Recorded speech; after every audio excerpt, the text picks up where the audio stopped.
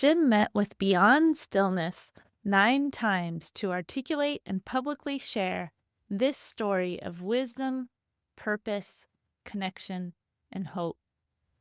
To learn more about our programs, services, or to sponsor a guest on their story crafting journey, please visit www.beyondstillness.org.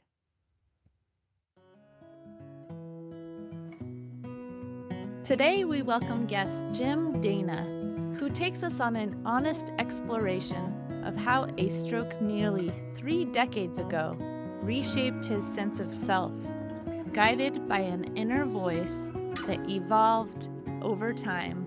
Jim shares how he learned to embrace honesty, vulnerability, and self-reflection to become who he calls Jim Dana version 2.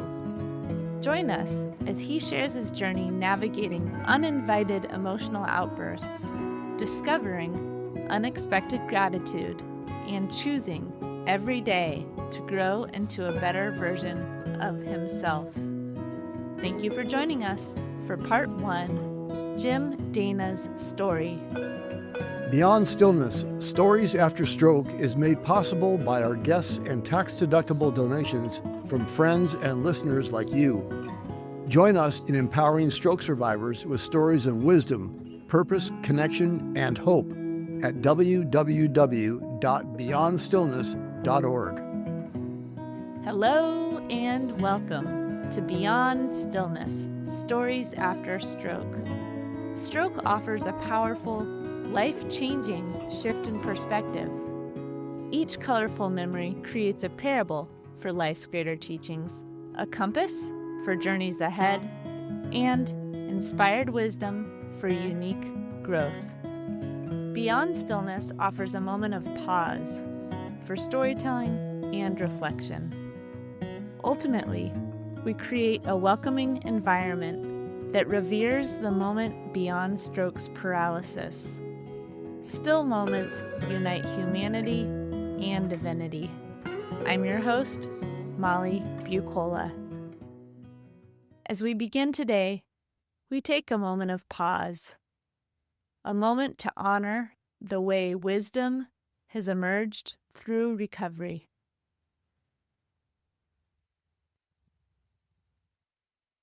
And we give thanks.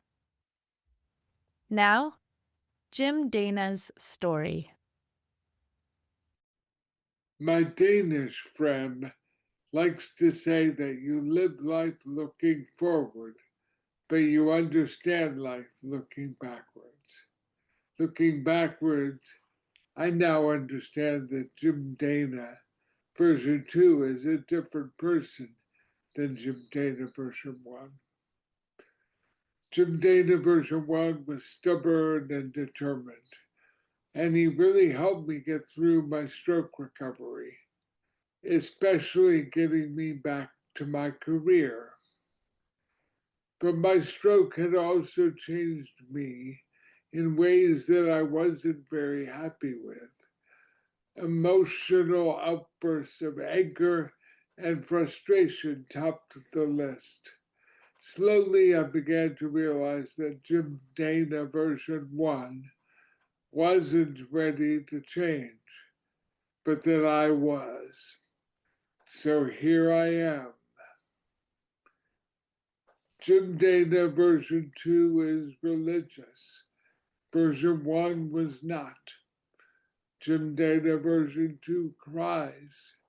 Version 1 did not. Jim Dana version 2 is very honest and very open. For many, too open. Version 2 is more empathetic and a better listener. Version 2 is a better teacher.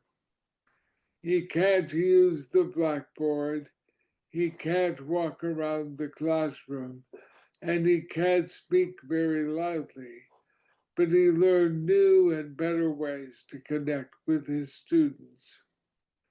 Version 2 is better at controlling his emotional outbursts. Now, when I get onto the highway, I take a deep breath and anticipate the Boston drivers that I share the road with. If another car cuts me off, I take yet another breath and force a smile, because getting angry is to give up control. When version 2 needs to apologize for one of his outbursts, he makes his apology very public. Apologies give him a sense of control. He shares his imperfections with everyone, especially with himself. My emotional outbursts are typical of emotional lability. Doctors call my condition PsuedoBulbar Affect, which is emotional lability that is caused by a stroke or brain injury. While common among stroke survivors, it is often undiagnosed. I start each new class by telling my students that I don't tell jokes, because I start laughing before I get to the punchline. And then I get a kick out of the silly expressions on their faces when I too tell a joke and I only succeed in making myself laugh. At least they know that I tried and that I can laugh at myself. If you haven't already guessed, Jim Dana version 2 was a choice, and he is a work in progress. After my stroke, my journey began with a drive to get better, but evolved into a search for who I was and who I wanted to be. My story begins almost 29 years ago in a Chicago hospital. I was 35 years old. That was before any of my students at Northeastern University were even born. I woke up in the intensive care unit. I was connected to machines via dozens of wires and tubes. I had had multiple brain injuries to clip a giant brain aneurysm. I was heavily sedated. I soon realized that I could not move, not even a finger. But I was alive. I chose surgery, even though I knew that it might cause a stroke that would probably kill me. But the alternative was living with a brain aneurysm that would eventually rupture. Later that morning, my wife saw that I was opening and closing my eyes. And she taught me to speak by blinking out the letters of the alphabet. Until that moment, she didn't know whether I was still there. I was very lucky to be alive, and I knew it. In the ICU, the TV was turned to a 24-hour news channel. One morning, after many hours of bad economic news, I blinked out the message, "Sell stock, buy bonds." Looking back, it was kind of crazy, but it reminds me that I deeply, though incorrectly, believed that my life was going to be normal again. I was determined to recover. Many things kept me going. My job, my teaching, my research, my 2-year-old son, and most of all, my wife, who always had my back, even though the stroke was harder on her than it was on me. But that's her story. One muscle at a time, I started to move. After 3 weeks in the ICU, I was strong enough to transfer to a rehabilitation hospital. I was excited by every improvement, like the first time that I was transferred out of my bed into a wheelchair, and the first time that I stood. But there were also setbacks, like when they removed the feeding tube from my throat and I discovered that I still couldn't speak. I was also getting very emotional.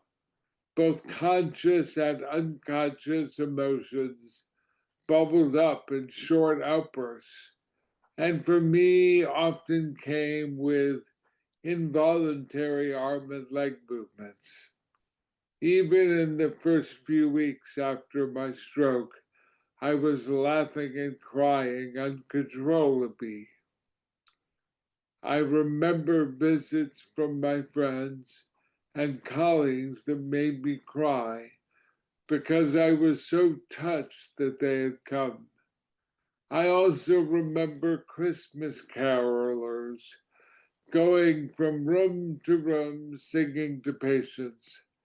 I had a private concert and I could not stop crying. After 3 months, I finally went home.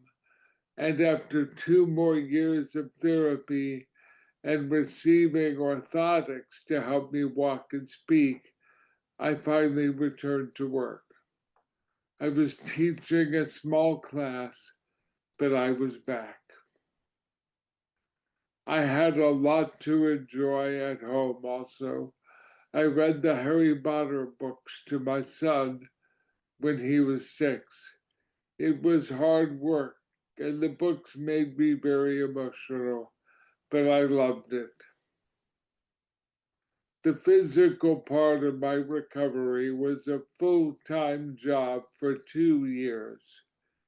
The emotional part of my recovery would become an everyday part of my life.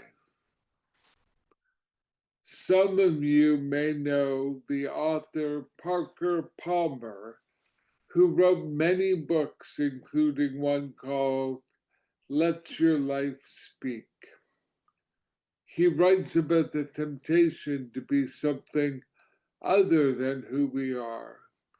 He wisely urges us to find our calling by looking inside ourselves, not outside. We all have different strengths, different limitations, and different callings. I have thought a lot about what Parker Palmer would have to say about my journey. I think that he would say that our inner voice can change, especially when our limitations change. And I know he would say that our inner voice is crucial when we need to recenter our lives. As he emphasized, when one door closes, another door opens. My inner voice told me that my feelings were a choice. First, I needed to accept my loss. Though I was able to go back to work, the feeling of loss was real.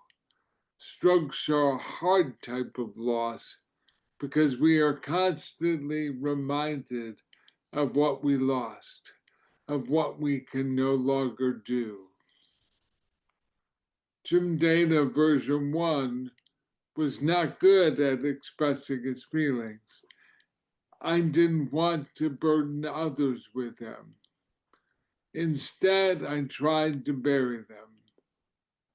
When I did express my feelings, it was rarely constructive. My inner voice also told me to control the outbursts and to get help. But taking control of my emotions wasn't easy. Sometimes it felt like trying to overcome an addiction. It took me a long time to understand that my emotional outbursts were a problem, and even longer to realize that I had to stop burying my feelings. Even when the outbursts made me look like I was having a seizure, I often felt that I was entitled to be frustrated or angry. And bad days just made everything worse. I needed to take more control of my feelings and to have more good days. Therapy started with breathing, relaxation, and other common strategies for managing the outbursts. These were very useful, but two other things helped me go further. First, I chose to be more open about my feelings, which eased the sense of loss. The New York Times published a story recently about loss. The writer observed that we feel loss even for good things, like when we are finally able to retire or buy a house. I told myself that we all feel loss, that I had many other strengths, and that I could share my feelings with others when I needed to. I had more good days. Second, I made a list of every outburst and described what triggered it and what I wished I had done differently. I chose to have new feelings, even some unconscious ones. For example, I now feel an urge to teach when in the past I might have felt only anger. And I am always looking for ways to feel gratitude, especially when I am stressed. I also plan. I anticipate my triggers. I remind others that I get emotional easily, and I sit near a door just in case I need to exit quickly. Just last year, I tried to scold someone who parked blocking a curb cut. I made myself stop when I realized I had lost control. And in doing so, I had lost my purpose. It wasn't a moment that I was proud of. I felt angry, but I also felt embarrassed, and I was able to cut it short. My emotional outbursts are also an obstacle to making personal connections. How would you react if you saw me crying in church or heard that I had punched a hole in the wall outside my office? My honesty and openness help others see past my imperfections, and they have also become part of who I am. It's hard for an old teacher to tell a story without thinking about his message. First, for a long time, I ignored the emotional impact of my stroke. I wish I had gotten started earlier. Second, our strokes change us, but we can also change ourselves. Looking back, I chose to not only change my behavior, but to at least try to change who I am and what I care about. I don't know if hearing this would have helped me 29 years ago. I might have been too stubborn, but perhaps Jim Dana version 2 would have listened. Thank you for listening to Part 1, Jim Dana's Story. Stick with us for Part 2, Jim Dana's Interview. Beyond Stillness, Stories After Stroke is made possible by our guests and tax-deductible donations from friends and listeners like you. Join us in empowering stroke survivors with stories of wisdom, purpose, connection, and hope at www.beyondstillness.org. Another way to support is to like, share, or subscribe to our weekly show. Each colorful memory creates a parable for life's greater teachings, a compass for journeys ahead, and inspired wisdom for unique growth. Jim Dana reminds us that we have the choice to embrace change and live with intention. We hope his journey inspires you to keep exploring who you are and who you can become. Remember, as part of the stroke community, you are more than supportive. You are inspirational. If this story resonated with you, please like, share, subscribe, or leave a review to help others find our stories too. To support more stroke survivors in articulating and sharing their journeys, please consider donating to Beyond Stillness, Stories After Stroke. Together, we amplify diverse voices of wisdom, purpose, connection, and hope.